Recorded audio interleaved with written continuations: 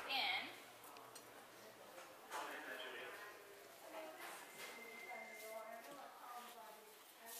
It will be located right here.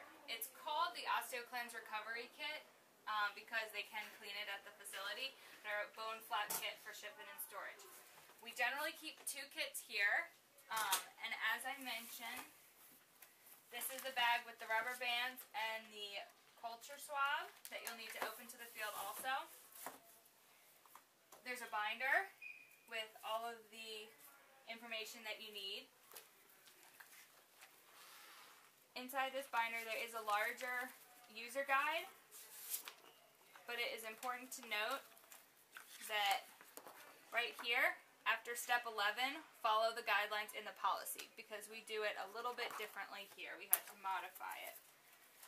So inside the book, I have the local rep's contact information all over. Her name is Courtney Cavallio, and it's right here. If it's not too late and she's available, she will come in for the case to assist. If not, there's a support line, and this is the phone number.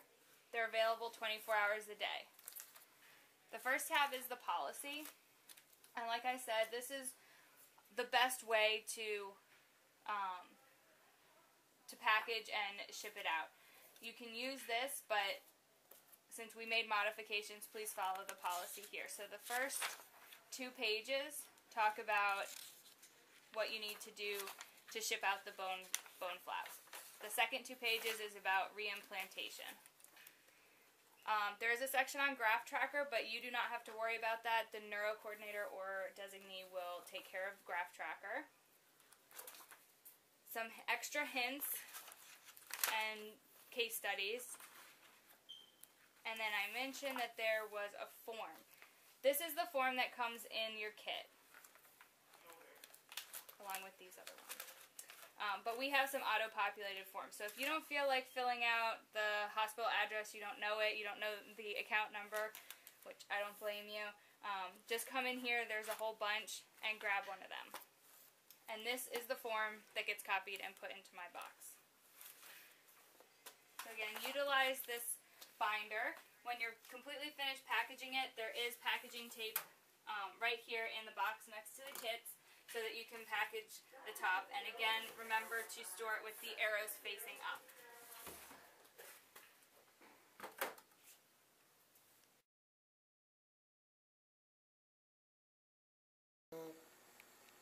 Hi, we're going to talk about what to do when you are sending a cranial bone flap for storage at LifeNet facility. The surgeon that predominantly will do this is Dr. Lynn, and it's mostly just for emergency craniectomy cases. So there's 2 parts. There's a part for the nurse and a part for the surgical tech. So I'm going to just start with what's in the kit, and then we'll go into what gets open to the field and how to prepare the bone flap. So the kit comes in a box like this. It says LifeNet. Please keep, every time you're handling it, keep the arrows up. There'll be a bag attached to the side of the kit, and inside that bag will be a culture swab and rubber bands. You'll open those to the sterile field.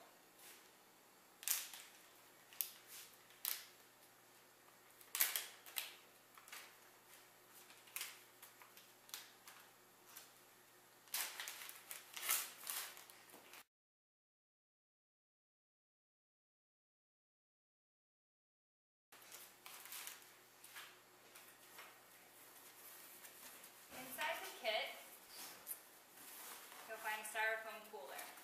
These are down here.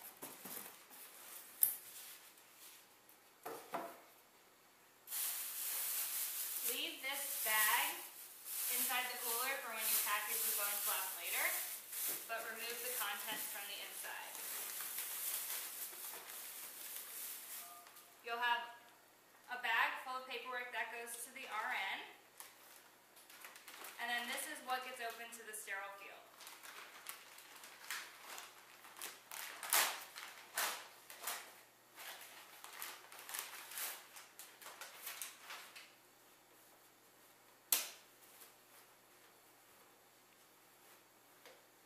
The lid to the Tupperware container is on the underside, so just hold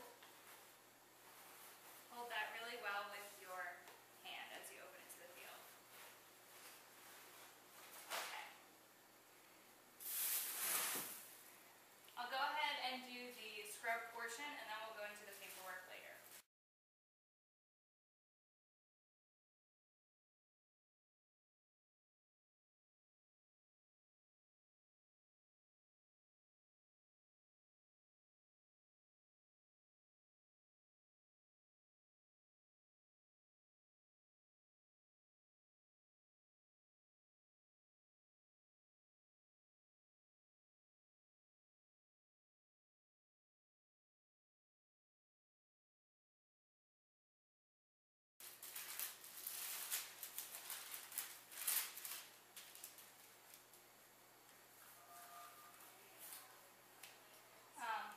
So I'm just going to take this now. This is our patient. He had a craniectomy. Here's his bone flap, and it's on our back table. Okay. The first thing you want to do is just go ahead and with some saline, wash off any of the debris on the bone flap. If there are screws, plates, anything like that, please remove them. So you'll try and get this as clean as possible, and then you'll take a culture swab. So just do a swab, put it in your black top, and send it for anaerobic, aerobic, and gram stain. Okay, you can go ahead and pull everything out of your bin. So this all can be done after the patient leaves the room. The most important thing to do when the bone flap comes off is to just secure this in a safe location. So if you have a graduate on your field, just go ahead, secure the bone flap. You can put it in some saline while it's to help get some of the debris off, and then keep everything sterile. Once the patient leaves the room, since this is generally an emergency, then you can deal with packaging it. Would somebody open me a towel? So your bone flap is clean. Inside a Tupperware, there's a plastic baggie. It's a Ziploc bag. Now open it, put your bone flap inside, and then just kind of make it tight all the way around. So and the reason you do this is because this blue wrap will stick to the bone flap. So this just protects it from any foreign substance.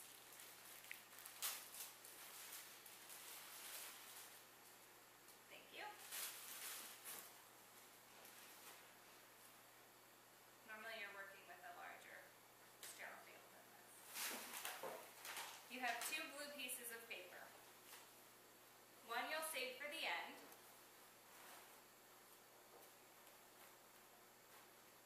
And the other one you'll use to wrap your bone flap.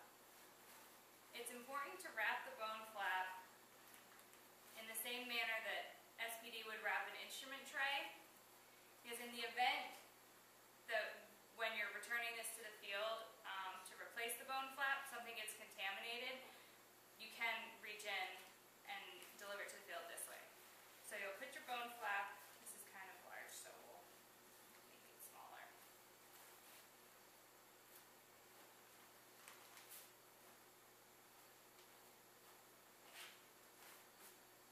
So if you think of it like a diamond or a square, you put it right in the center, do the bottom, one side,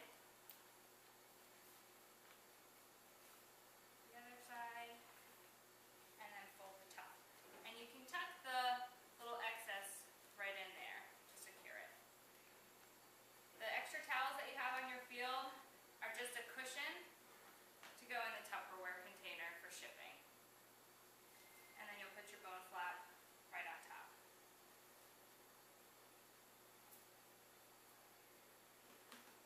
Place the lid.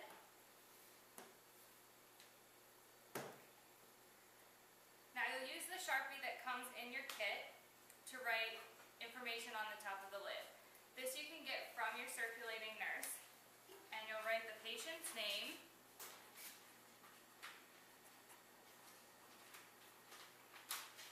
MR number, surgeon name,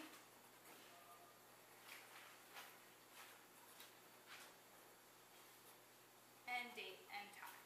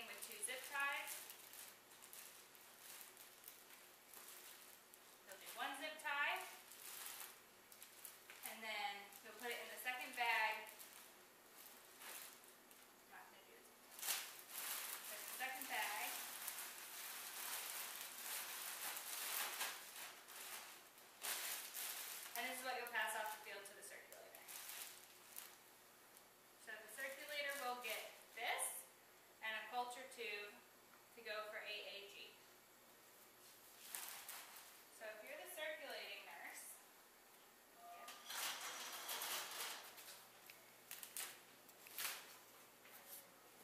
you will then take this form, fill it out, patient name, patient age, gender, hospital, and medical record number. And this will go right around the Tupperware container or the bag. So it'll look like that. So you have one patient identifier on the Tupperware. This is your second patient identifier.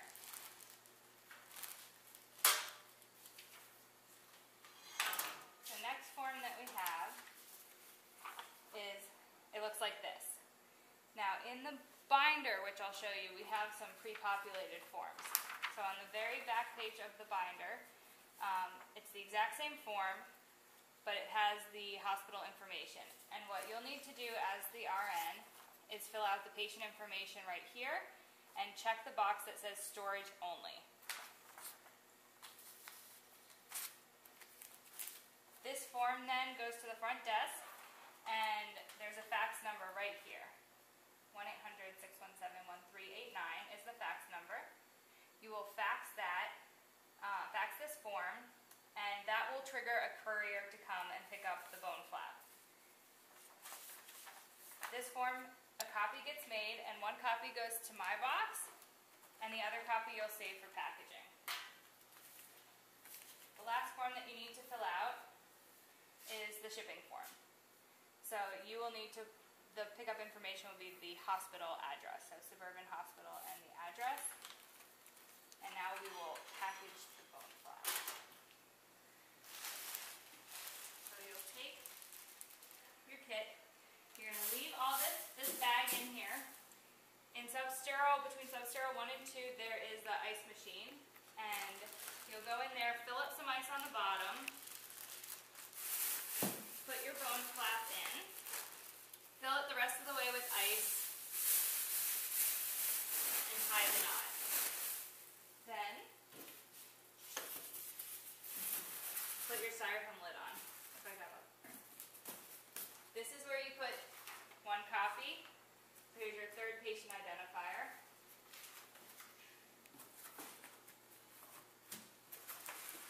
And then you'll use the tape provided to secure the box. This is your packaging slip. It'll go right on top.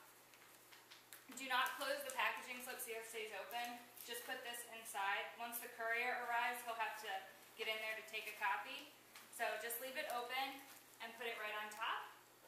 And the last thing